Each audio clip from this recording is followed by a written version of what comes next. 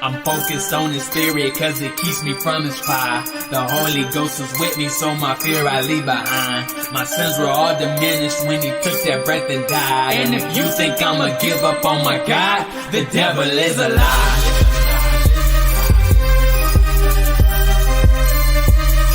The devil is a lie.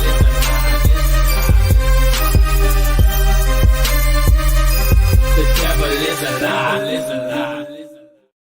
Hello, this is Christina Barton watching Black T News.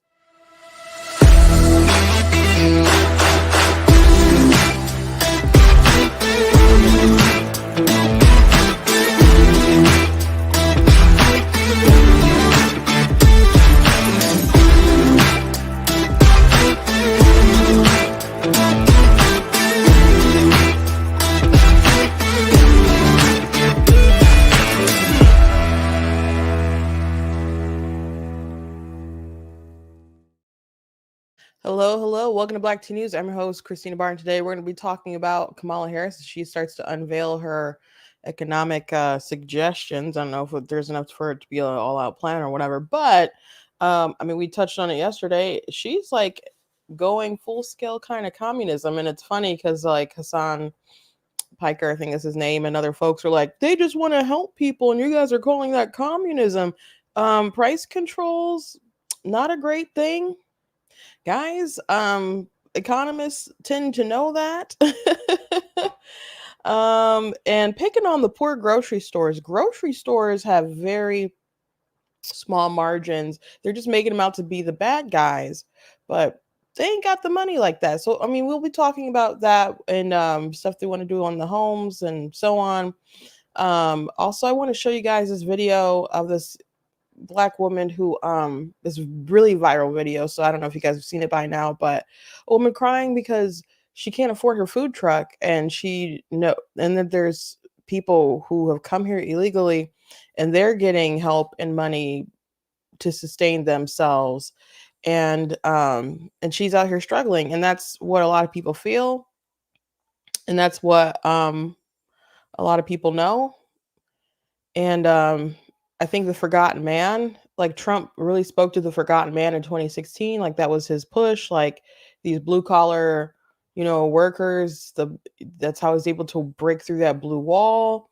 The flyover country that folks forget, that's who Trump really tried to target and speak to. And I already mentioned earlier that I think the Black man is part of this forgotten man. But man, you can't. I think Black women will uniformly pretty much support Kamala Harris. I don't see Trump getting more than 9% of Black women. But this video, I think it speaks to it's just heartbreaking. So there's lots of opportunity to break through this media wall of protection that Kamala Harris has around her. But we got a lot of work to do, or Trump has a lot of work to do. There's a lot of people who obviously want him to win, and a lot of people who obviously don't want Kamala Harris to win. And I don't know between people who are going to vote for him, which amount is bigger, like people who genuinely want him to be president again versus people who just genuinely want to stop the commies at the door. But nobody can. It's his race to win, so they got to spend money wisely, they have to attack wisely, and so on. So we'll see what happens, but we're getting outspent in a lot of different places. But before we jump into everything, I want to encourage you guys to go to blacktnews.com, check out different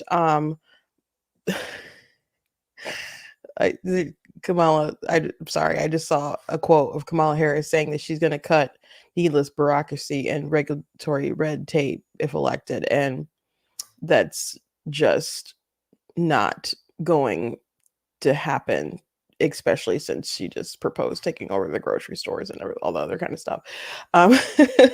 Anyway, go to blacktnews.com, check out different content on my website, articles, videos, etc. If you like what I do here, please consider leaving a donation on the website, because it does cost to stream and run my site, all that good stuff, so you guys can support.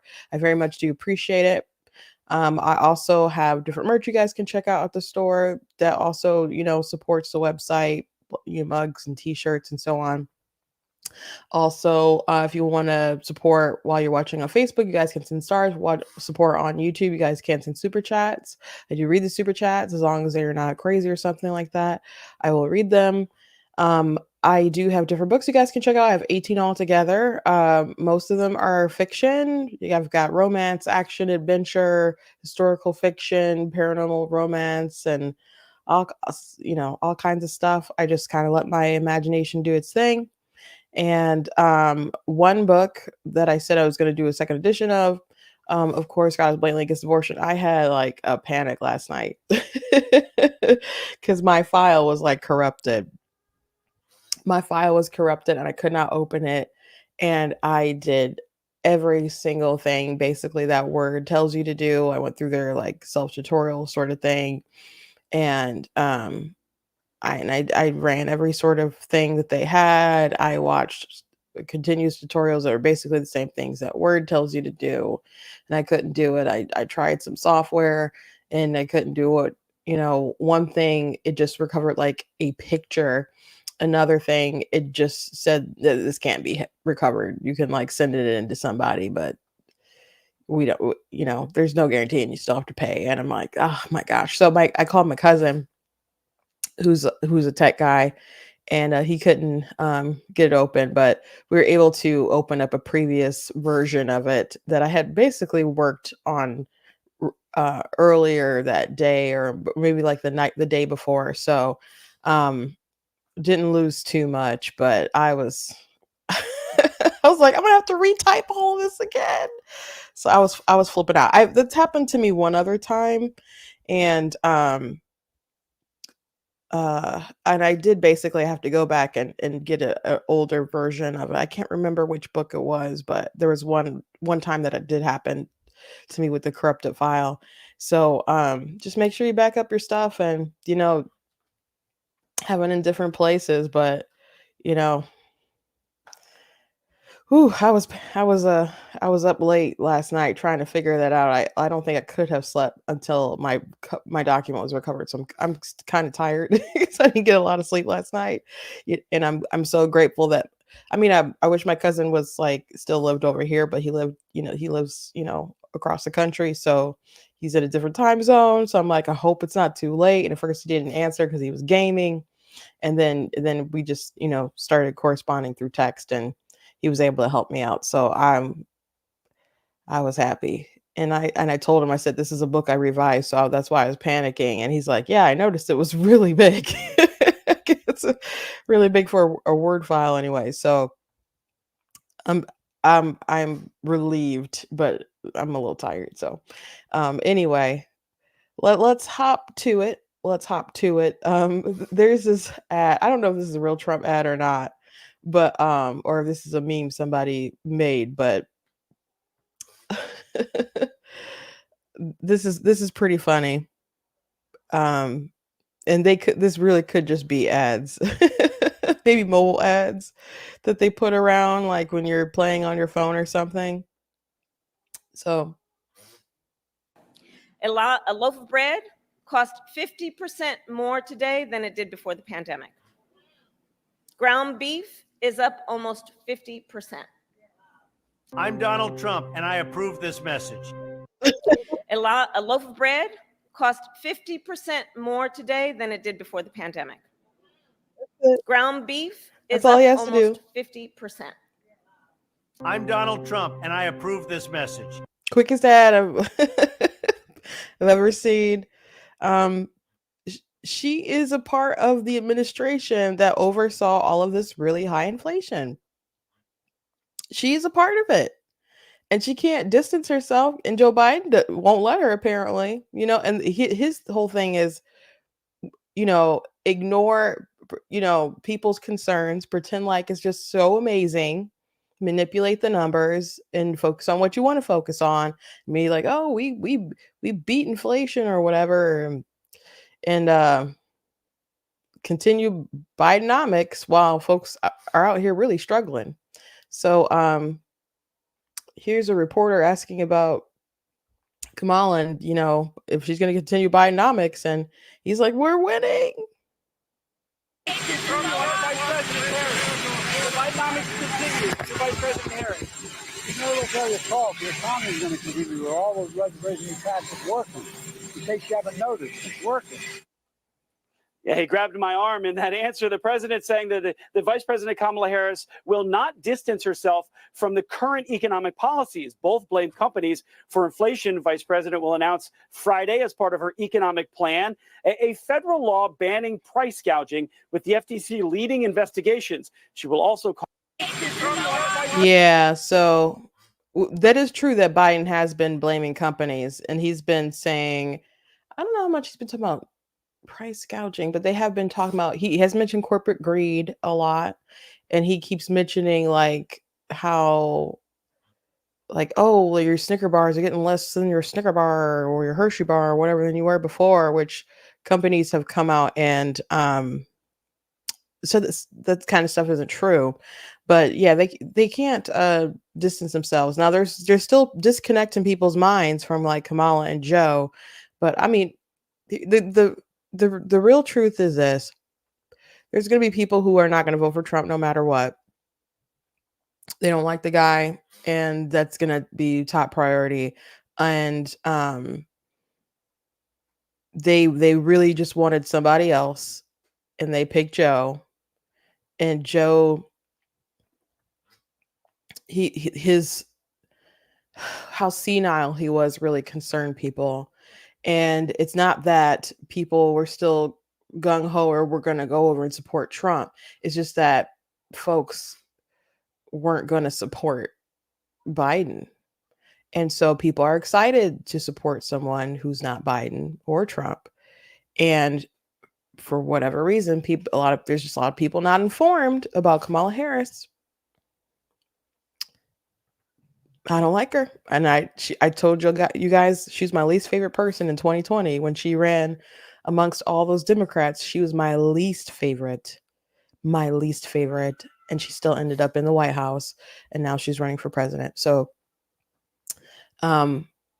there's still so much that people need to learn about her, know about her. I encourage every influencer. Well, it should be every influencer, but I'm assuming they're going to be influencers on the right. And to make a video talking about how Kamala Harris is a communist and her dad is a Marxist. And there was I think it was a Wall Street Journal opinion that was like, Kamala Harris, you probably shouldn't pitch price control while your opponent is calling you a communist. It's like they just don't care. They just expect people to cover for them. So people need to mention that. People need to talk about her history with her dad and stuff. I thought it was really weird that I didn't see any pictures of her dad on her website when we looked at it the other day together, but just stuff with her and her mom. But he was a Marxist. Kamala Harris, has this really authoritative mindset. You know, let's confiscate your guns. Let's get rid of fracking. Let's. I think she talked about, I think, censoring maybe Trump on Twitter or something, and she wanted to like prioritize that. And I think she said something to Elizabeth Warren, and she's like, "Can't you agree that we should do this?" And Elizabeth Warren just kind of sneered her nose up and was like, "No," and just kind of ignored her. I'll have to go back and find that clip. I watched quite a bit of their debates back in 2020, and people can say, "Oh, she's changed her mind about these things," but yet here she is pitching the price control stuff. And she's pitching the price control stuff even though grocery stores do not have a lot of margin. They are not like making bank. And then some people, for a mutual of mine, now he has like 1 million followers on TikTok. And I don't know what it is about TikTok. I mean, he makes good content. But they don't, I don't know why he doesn't get stifled the way other accounts get stifled. My account is definitely stifled, but you know, he does a video, just thousands, tens of thousands, 100,000 views, and pretty quickly. But he was talking about the price gouging stuff and showed a chart showing the very thin margins with grocery stores. I mean, it's very small. And then people are like, oh, well, it's not the grocery stores, it's the suppliers that are the one that are so greedy. And then he showed like Tyson Foods and stuff, and they're not even like making money. So all these all these folks are saying that it's just corporate greed, corporate greed. No, it's people just spending money, printing money, making bad decisions about the economy that everyone knows is eventually going to catch up with us, and we have to live through it, you know. And they're pointing the finger at these poor grocery stores when if they're making like 2%. It's good on them. So um it's a shame. So I don't know what they're going to classify, because she says they're going to make laws about it. Now they're price gouging. There's already laws about it, and it's illegal. So if she really thinks that people are breaking the law today, I've already said this and I'll keep saying this, if she really thinks companies are breaking the law, she can name names, call up the attorney general or other attorney generals, like state ones, and get to getting. But why does she have to wait till day one when she's the president to do something about these prices if she really thinks that it's going on? Now, older millennials, the guy on TikTok, now he made the case. He's like, they know that grocery stores aren't actually price gouging, but if they do it, and if the courts allow them to do this stuff, they're just building up precedent. And if they're building up precedent to control prices this way, they can control prices in other areas. So I don't know how much they want to do it specifically for grocery stores, or just be able to have the power to do it in a lot of different places. But historically, price controls don't help people. They create bread lines and stuff. It's just not a good way to go. But there's a lot of people, they just hear money, and like what she's trying to do with the houses, to give cash to people who are first time home owners, and they hear those ideas and they're like, oh yeah, gimme. And then they go to the grocery store and like, oh yeah, it'd be cool if this was cheaper. It would be cool if it was cheaper, but Kamala Harris is not the way, and Joe Biden is not the way, and we know that because they're the way right now.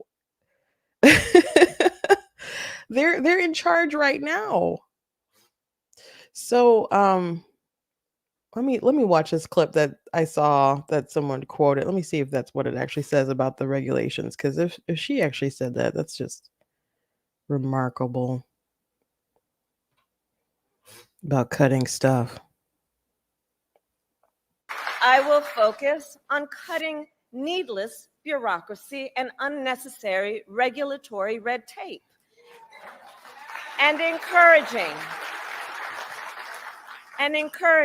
innovative technologies while protecting consumers, and creating a stable business environment with consistent and transparent rules of the road.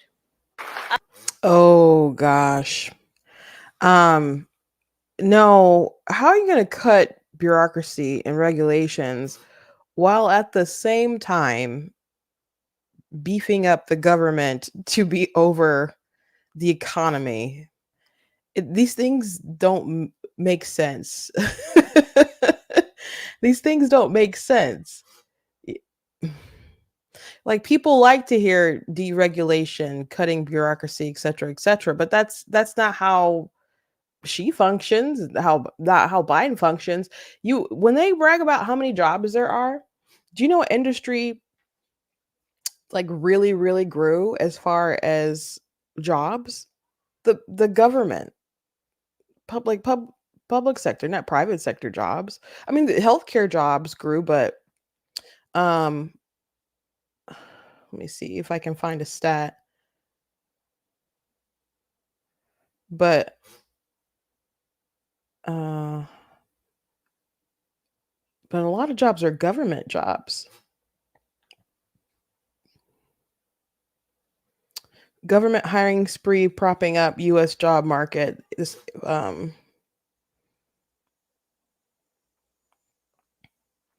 U.S. job growth has repeatedly blown past expectations since the start of the new year, but there has been a consistent factor underpinning those surprisingly strong figures: the government. The most recent data from the Labor Department shows that employers added 303,000 jobs in March, easily topping the 200,000 gain forecast by LSEG economists.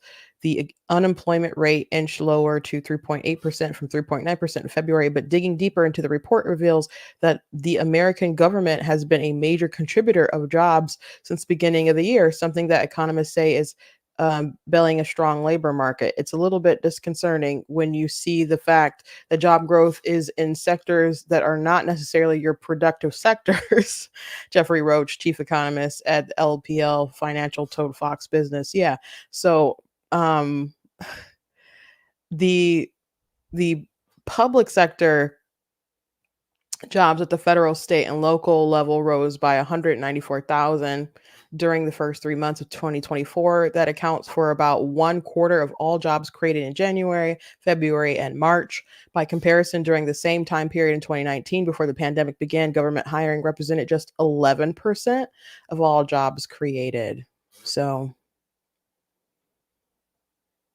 yeah, that's so I don't think tightening up the government is going to be a goal of the Harris administration. I just don't see that happening. I don't see someone who doesn't have experience in the private sector being able to have that be their priority. She's a machine. She's part of the swamp. Walls is part of the swamp. Like that's their life. That's what they're used to. So that's so rich. That's so rich. Her saying that, man. That's bananas. That is really bananas. I want to show you guys this video. Now this is pretty viral and heartbreaking. So I don't know if you guys have already seen this by now. But this woman just tells a story about how hard she's worked and how it ain't really paying off. I need this message to go out to our vice president who's running for president. I have heard all over social media about, excuse me if I say anything wrong, immigrants getting loans, money. It was hard for me to believe. It was just extremely hard for me to believe. I've been in business such a long time. Back in 2019, I purchased my first food truck. It cost me over $25,000. I paid it cash money. I worked hard to pay for this truck. I'm now selling it because I'm doing other things, but I'm selling it. I had a guy come to look at purchasing my vehicle or my food truck. And he explained to me he's an illegal immigrant. He has no credit. He has no money in the bank. But he showed me his paperwork that he will receive funds to purchase my food truck. I'm thankful that he's buying it, but I'm hurt that I worked so hard to pay cash for my food truck. I have good credit, can't even get a business loan because of the color of my skin. I have veterans in my family. I'm a veteran. I've been self-employed for so long. But somebody, please tell me, how do I work so hard to have somebody who comes to this country, not long, no credit, and he shows me paperwork where they'll be funding him money to buy my food truck. And when I talked to the bank, they told me usually they have to go straight to a dealership because I'm a private sale.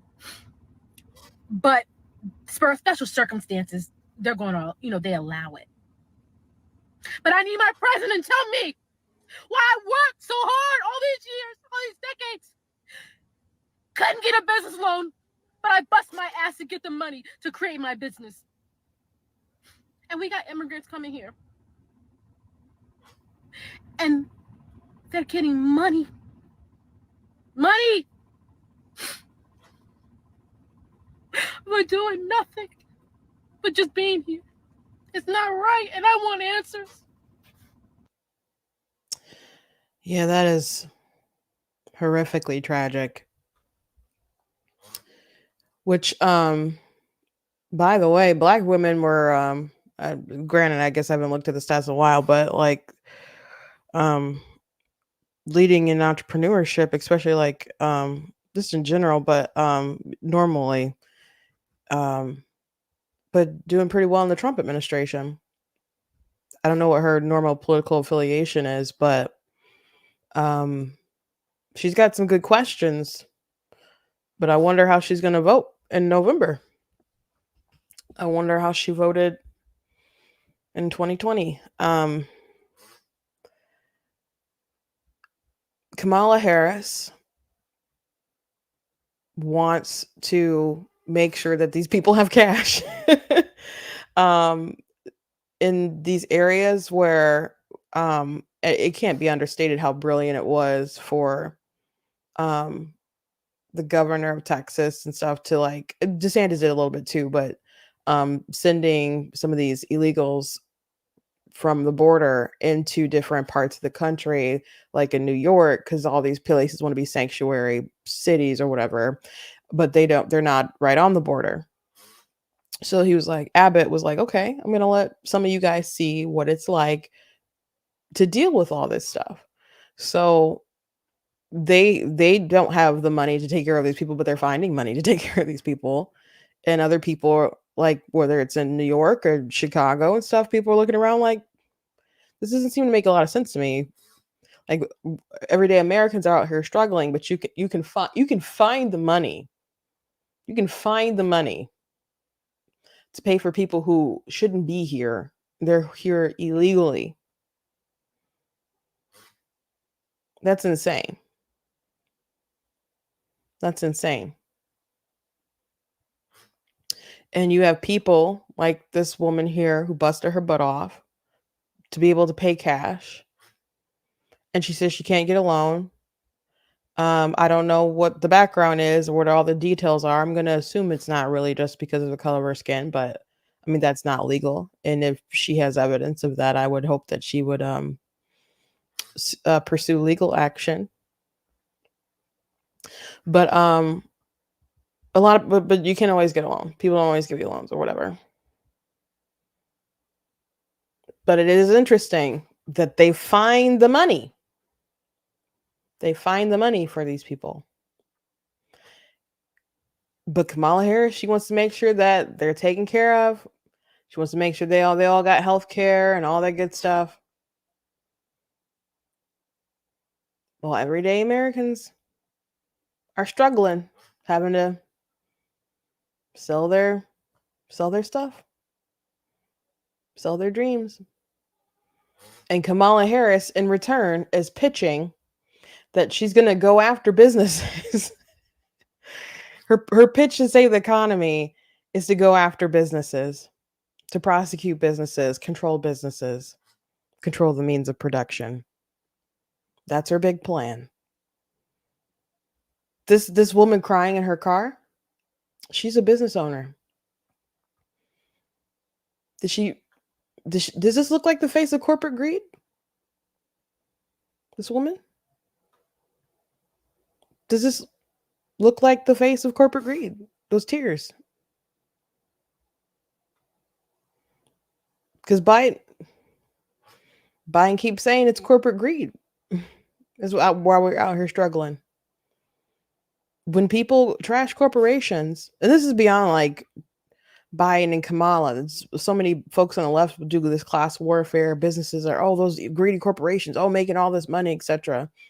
Just be talking about a small business. These people with these hopes and dreams that go on shows like Shark Tank, hoping to provide for their family. And then you just suddenly make them the enemy because what, they can pay an employee? Is that the face of corporate greed? My heart goes out to her. And it's interesting. She says she didn't believe that people were actually getting money like that. There's reports of people getting money. people are talking about on the internet. People are talking about how kids got kicked out of school because they had to house the illegals. There's a story going around on social media. It was a apartment complex. Now, I don't. They're still investigating this, so I don't know how true it is right now. But there's an apartment complex, and it's being shut down, and people are being evicted. And they're saying that they're being evicted because they've had all these issues that have been going on. Now, there's issues that have been going on with the building and other stuff like that. But they're saying the reason why that's really getting shut down and people are really getting kicked out is because Venezuelan gangs have taken over the complex, and people don't even know where like the manager is. He's just like gone. So that's why they're saying people are really being pushed out because of the gang violence. So they're having a special committee of like 3 different people, I guess, to investigate, to see what is real, what is true, whatever.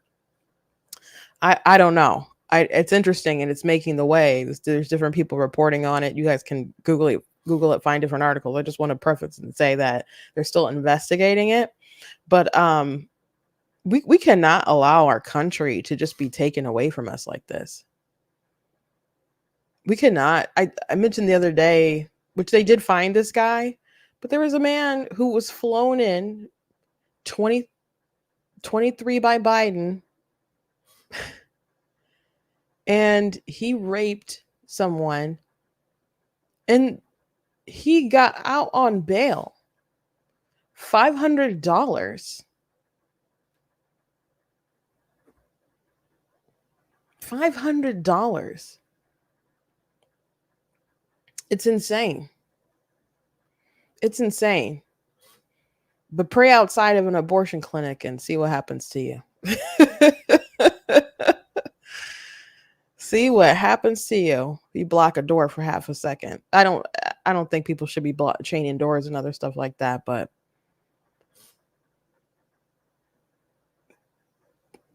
Kamala said they not like us. Nope, you ain't like us, ma'am.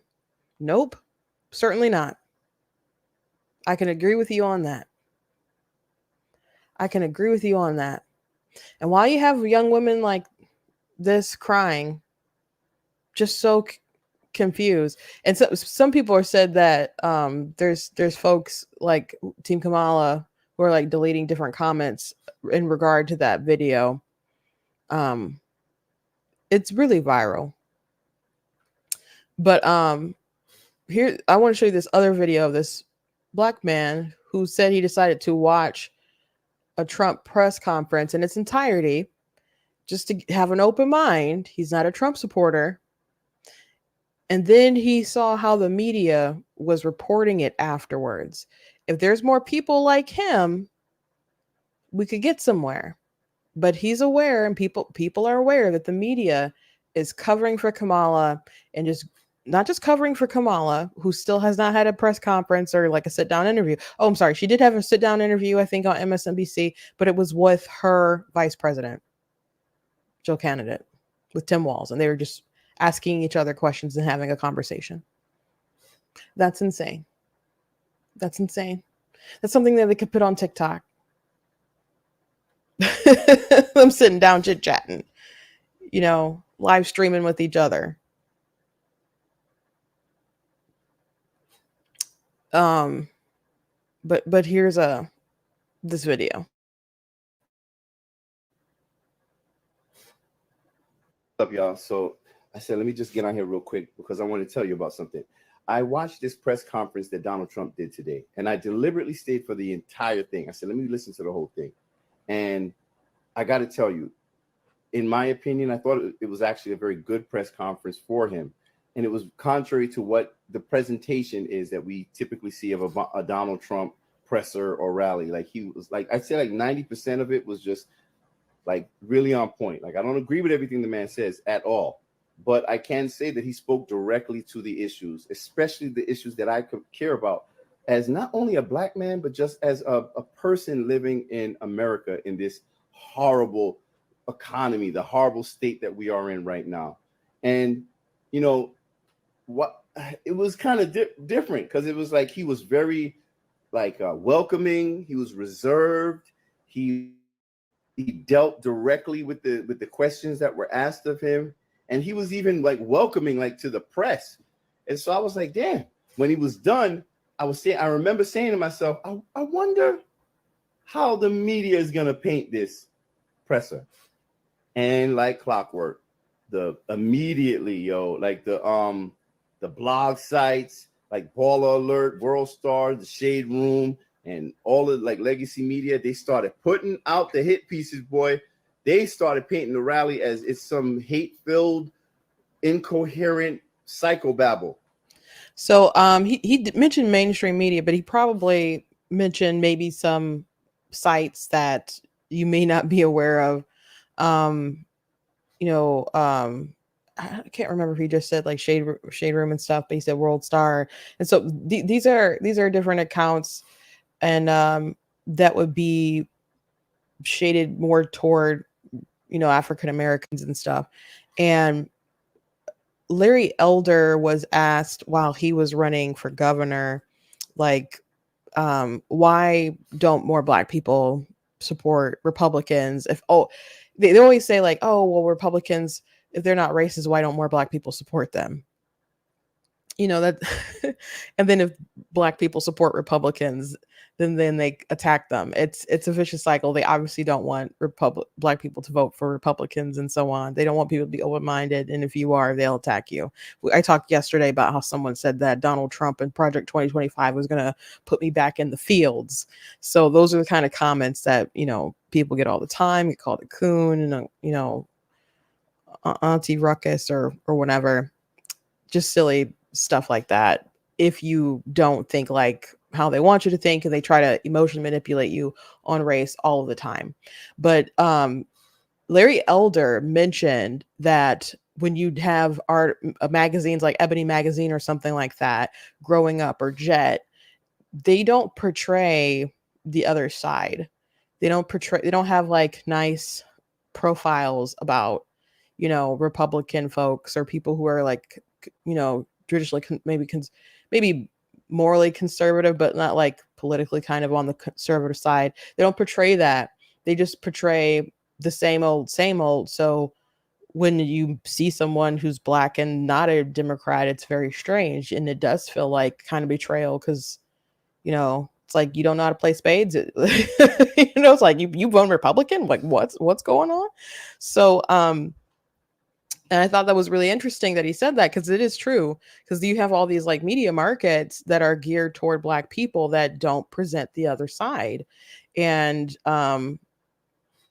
they build up this particular identity of what the Black voter is supposed to be, what a Black person is supposed to be. And so I've talked about this many times, but out of different races that see their race as being crucial to their identity, Black people, it's like 85% of Black people think that being Black is crucial to their identity, as opposed to like white people's like 15%, something really, really low like that. So there's this huge disconnect.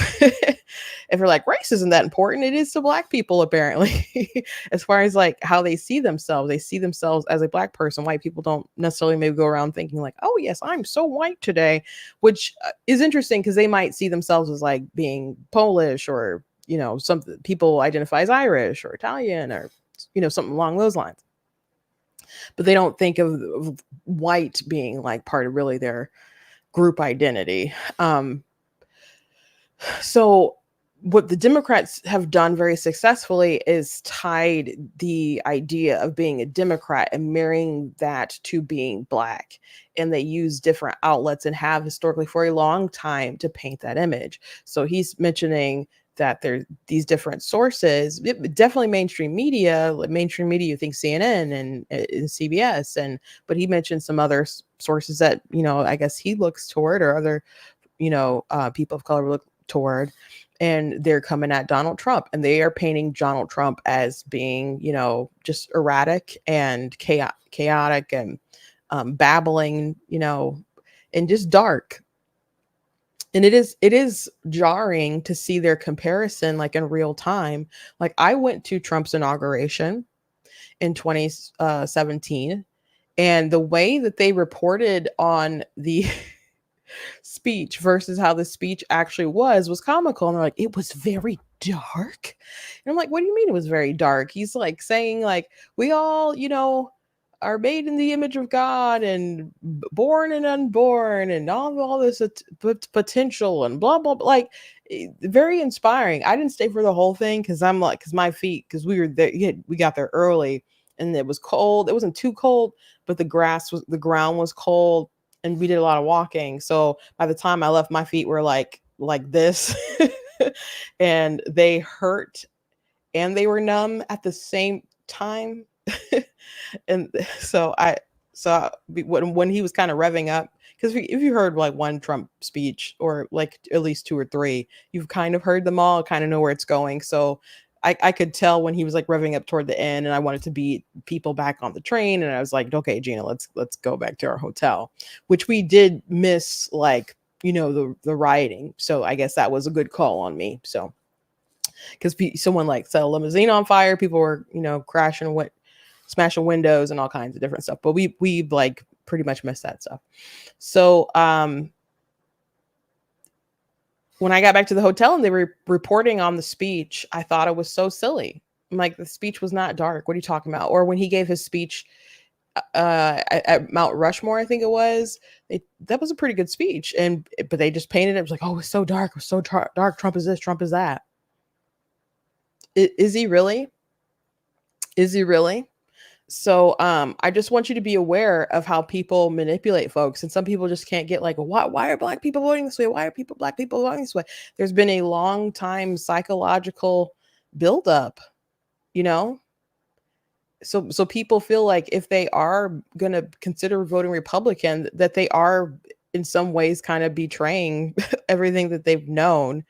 And even if they like the ideas, like my sister, she actually works for the RNC as head of urban engagement right now. So she's doing a lot of stuff with the Trump campaign. But back in 2016 and I guess before that, she got hired in maybe, I don't know, it was 2013 or 2014, something like that.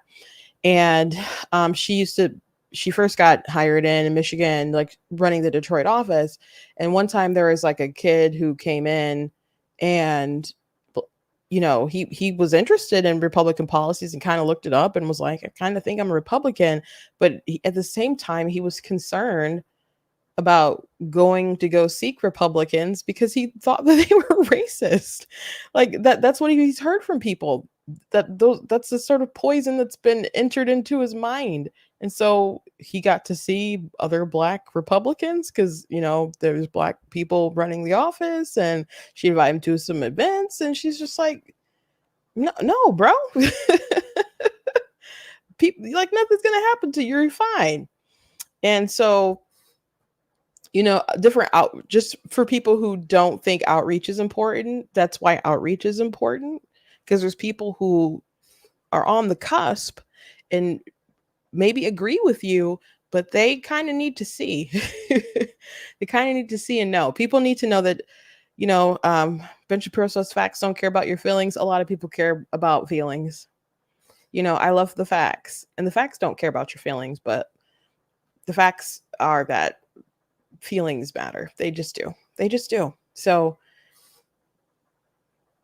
if you, it's hard to break through all this kind of psychological stuff that's just generational at this point, and there's so much pressure from all these kind of outside sources to vote a certain way, think a certain way. And as he's saying, like, people look up and they research stuff and they go to their favorite place where they get different sources of news, and then they're coming out and saying all this crazy stuff about Trump.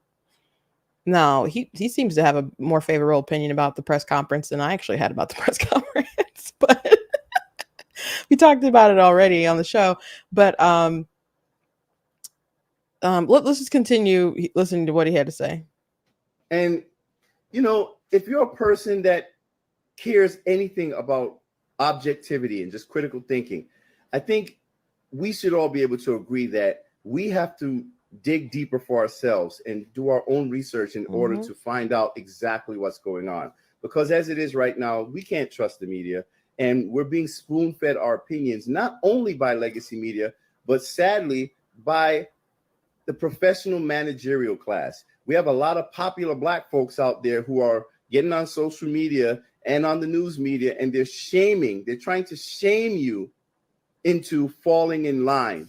And that's not something I agree with. Now, you can vote for whoever you want to vote for, Democrat, Republican. At the end of the day, I understand that as Black people, we're not a monolith, and I would never judge anyone or shame them for what they decide to do with their vote. But before you make these decisions on these candidates, you have a responsibility to dig deeper and find out all you need to know about their policy. Don't allow people to trigger you using emotion. Pull emotion out of this. Look at policy. Look at your life. Then decide, are you okay with your life this way? Do you want to continue with your life that way? Look at the policies that they're presenting to you. Hey, does that policy align with the way that I think, with my belief? And it's actually that simple. But don't allow people to interrupt your own natural thought processes by trying to gaslight you and trying to shame you and insult you and make you feel like lesser than for daring to decide for yourself. And that's something that I'm really disappointed to see by so many popular Black folks and celebrities who continuously talk down their noses at the Black community as if we're stupid, talking to us like we're political children while they're actually encouraging us to behave as political children. So whether you vote for Kamala Harris or Donald Trump, RFK, whoever it is, you have a responsibility to dig deeper into the candidate and find out for yourself. Look at the press conferences that they do. Get a good peek at their policies. But then again, Kamala Harris has yet to do a presser, so I'm not really sure what to tell you about that.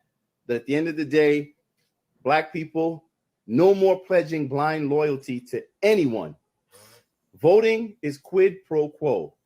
It is, I give you this, what am I getting in return? It's a business transaction. So just use that level of wisdom and don't allow anyone to shame you out of your own voice. Amen, amen.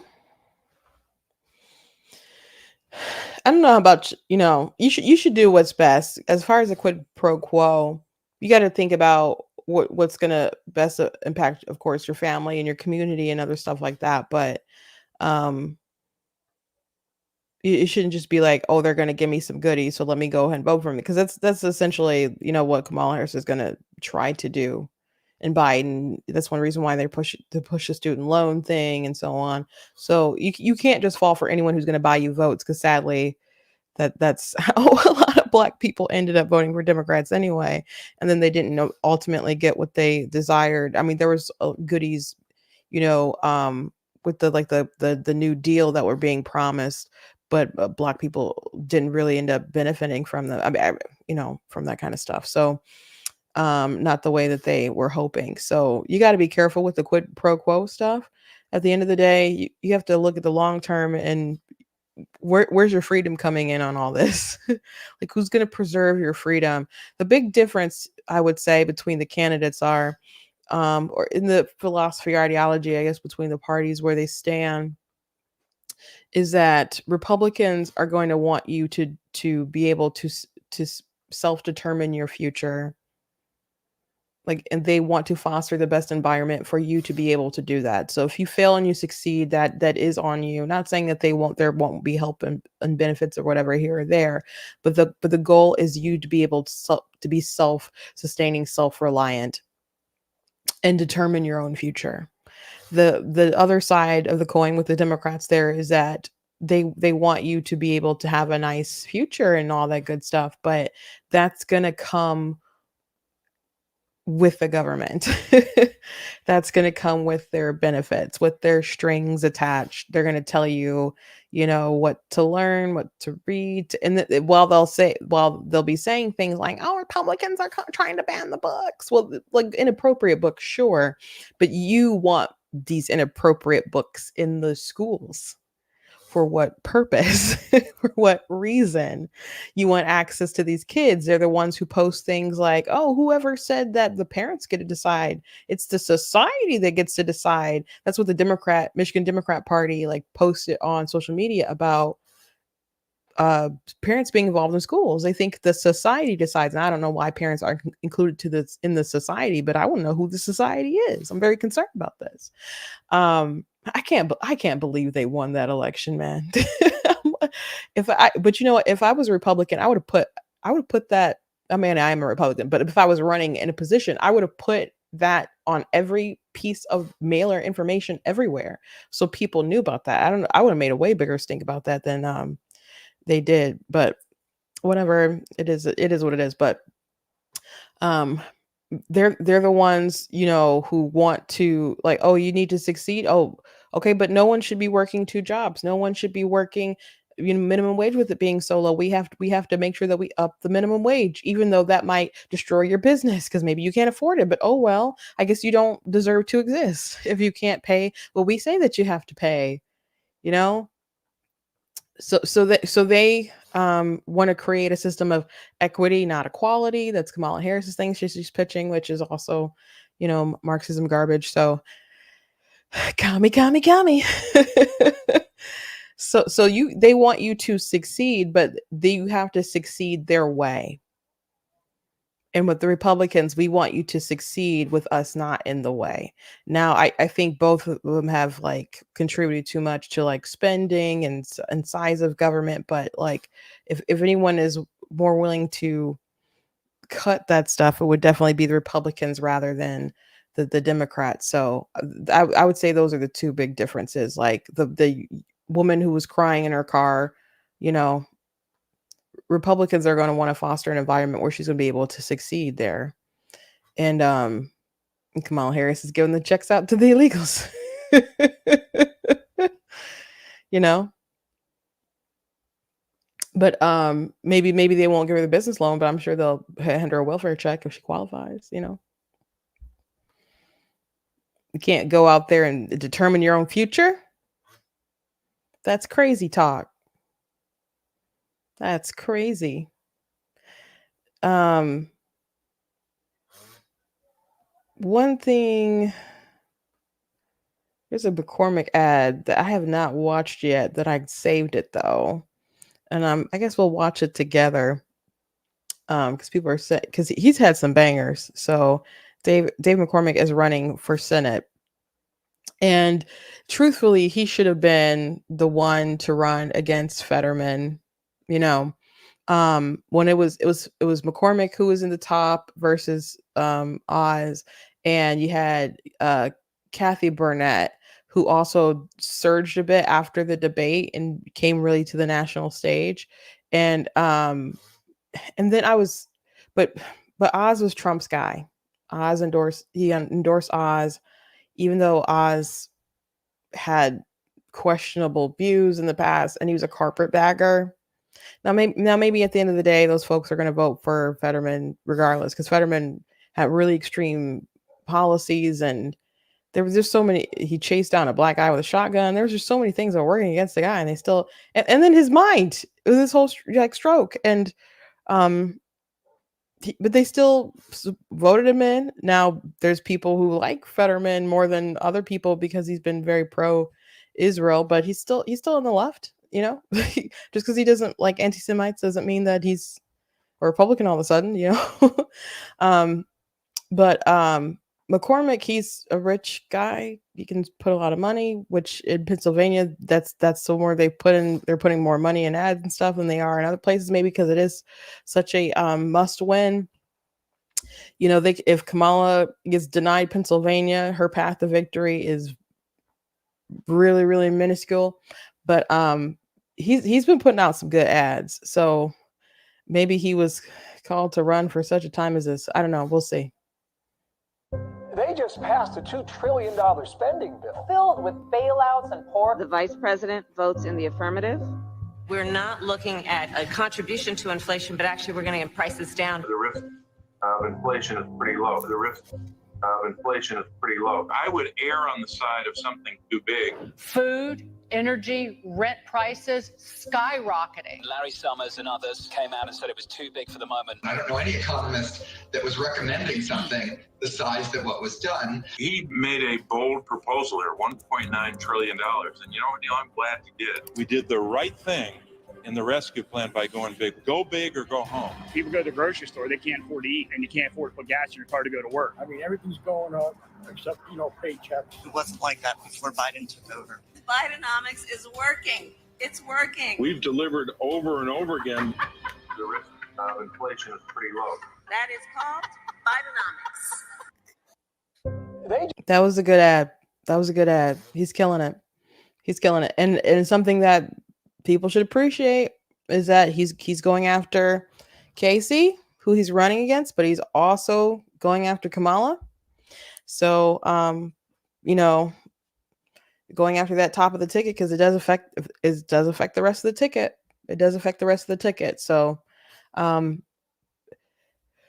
Trump is going to have a hard time. It's probably impossible for him to get above like 50%, but it is possible to bring, appeal of Kamala down and folks just not vote for her, whether they vote third party, whether they stay home or whatever. We don't want people voting for Kamala. We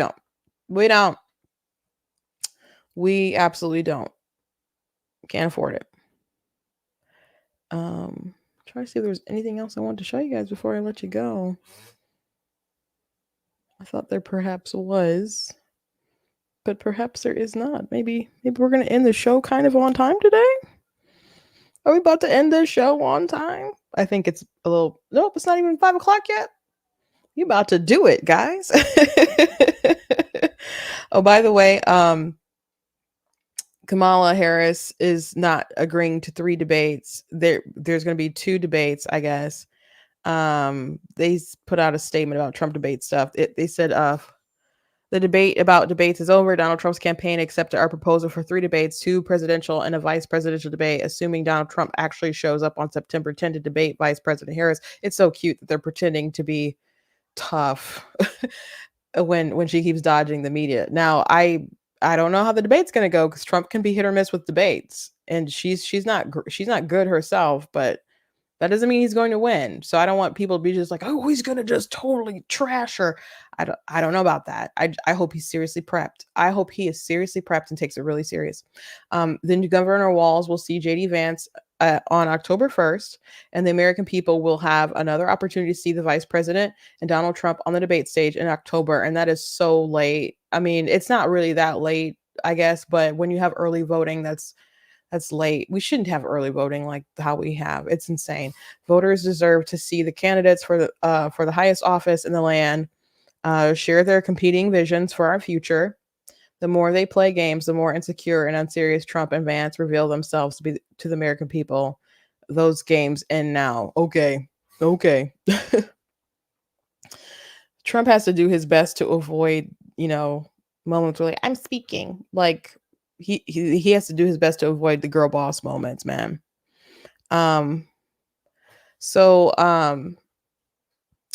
Looking at some of the ad money that's being spent, Arizona, the Senate, 44 million versus 6.6 million. I'm not too confident about Arizona. I think, what's her name? Carrie Lake was not a good candidate to run again, and she already lost a statewide. And you might be saying she didn't lose that. Okay, sure. But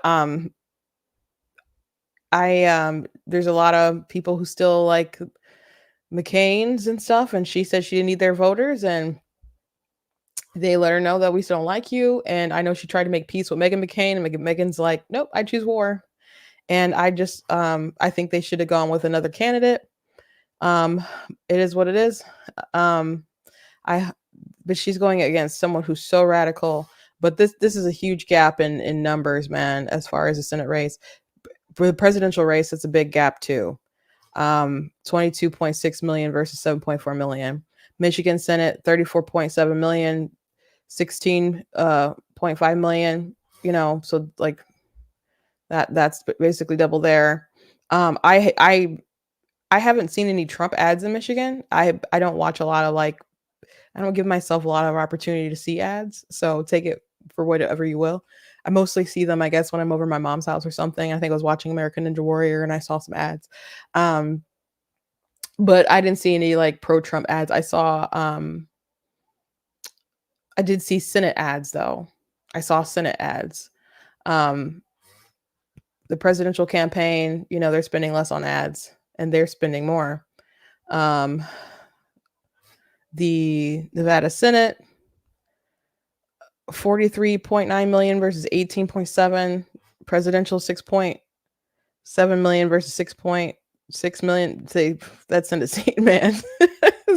Ooh, that's a big difference. Pennsylvania 66.1 million versus 56.9 million. So that one is far more competitive.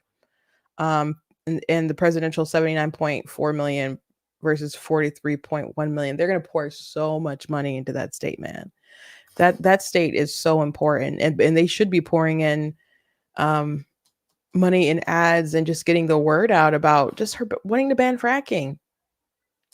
You know, she said it. She's on tape. It's hard to fight against what you said with words coming out of your mouth.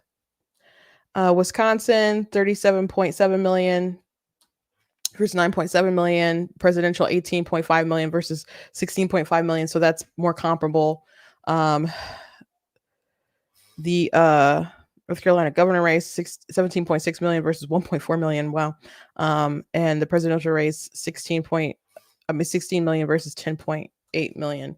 So we got to pour in some more money. I don't know what I would assume Kamala probably has way more than Trump does, but and she's got Wall Street and other, you know, big folks backing her because, you know, at the end of the day, even though she's going to have bad economic policies, big businesses will always find a way to try to insulate themselves from the blowback and from the damage, and the corporatism will protect them as opposed to like the free market. And it's the mom and pop shops that you know get demolished. It's the woman in the car that from the video I showed you that ends up getting hurt. But the big Wall Street guys, they'll find a way to prevail. They will.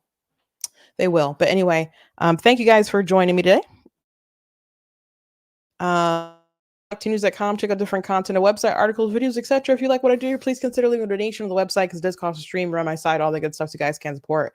I very much do appreciate it. Appreciate you guys. You guys can check out different merches available at the store as well. And also next week I do plan to have that revision, the second edition of course God is Willing Against Abortion out. It's going to have the same cover. It's just you know, I've just added some more content to it. So, you know, if you're going to buy that over this weekend, I would recommend that you just kind of wait till next week. So I'm excited about re-releasing that. So and then there's some articles, I mentioned this yesterday, there's some articles I've been waiting to drop until that I got that out that I worked on. So I'm excited. There's things I've been focusing a lot on this revision, and then there's other things I'll have to write. And I'm going to do like a separate video, I think, of Kamala Harris and saying why I think she's a communist, like in a more concise way, something that I don't want to do an hour-long video. I want something that's more reasonable for you guys to share. But I'm going to encourage every single person who has some kind of audience who cares about this stuff to share that is her worldview, that is her background. And she's obviously pushing that with the policies that she's engaging in and has in the past. So we don't need that in America. We don't need the former senator and from California who grew up in California and Canada to come make the United States like California, and Tim Walz who made Minnesota like California to come make the US like Canada. And all these people fled to like Florida and different places. And if they're fleeing to Florida and stuff, what's going to happen when the US is just totally trash? Where will we all go? Where will we go? Where will we go, guys? I don't know the answer to that question. So we have to preserve and save our country while we can. God bless you guys, and I will see you on Monday.